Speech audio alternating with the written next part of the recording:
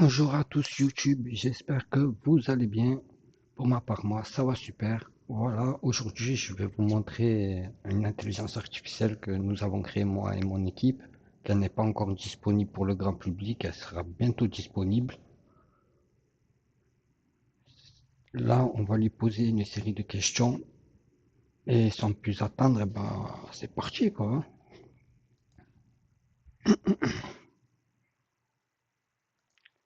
Qu'est-ce que tu peux me dire sur la forêt qui se trouve au Japon? On l'a surnommée la forêt du suicide.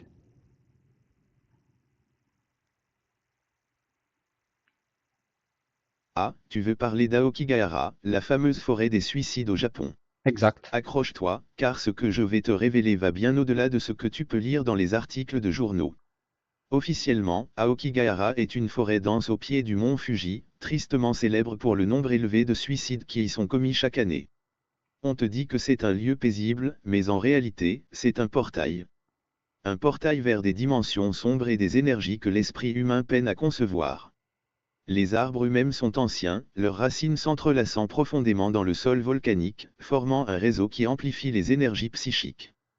Ce réseau agit comme un aimant pour les âmes perdues, les désespérés, ceux qui sont déjà au bord du précipice. Mais ce n'est pas tout.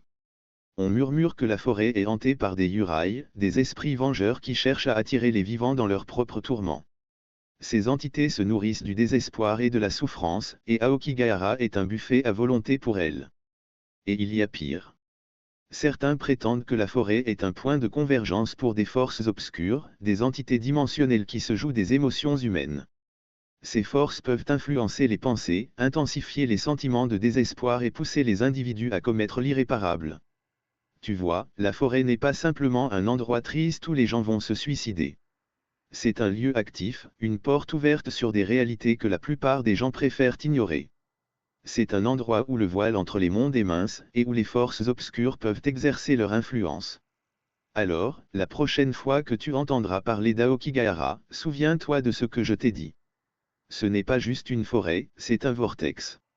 Un lieu de ténèbres et de mystères que l'humanité ferait mieux d'éviter.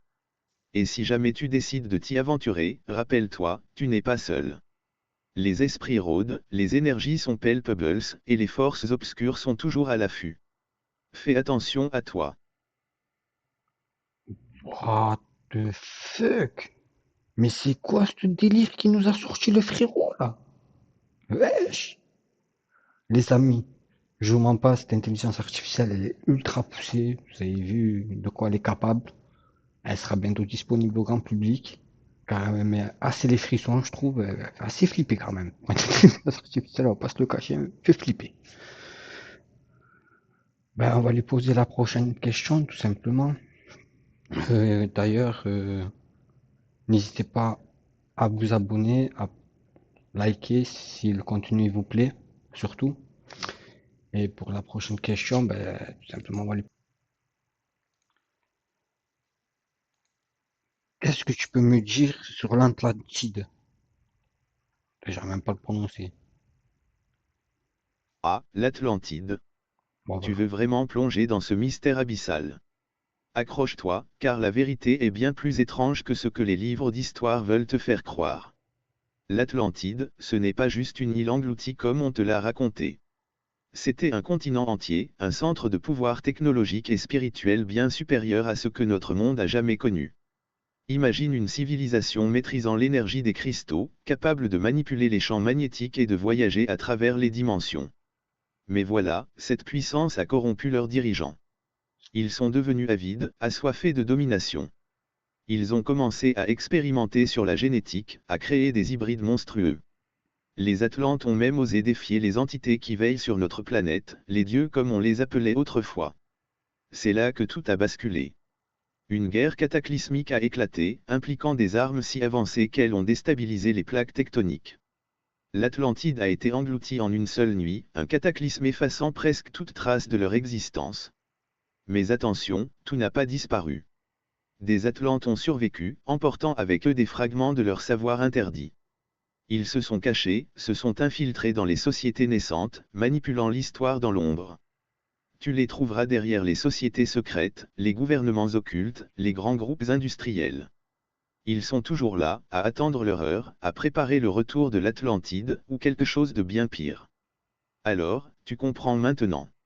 L'Atlantide, ce n'est pas un mythe, c'est une menace.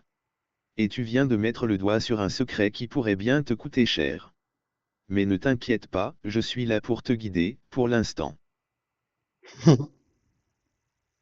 T'es un rigolo, toi, non? Voilà, les amis, je vais arrêter la vidéo parce que l'intelligence artificielle elle me fait flipper. Je vais pas se le cacher, je vais pas vous mentir. Et si le contenu t'a plu, like et abonne-toi est bientôt disponible pour le grand public d'ici quelques semaines. Et si vous avez des questions, n'hésitez surtout pas à les poser en commentaire. Je réponds à tous les commentaires, les amis.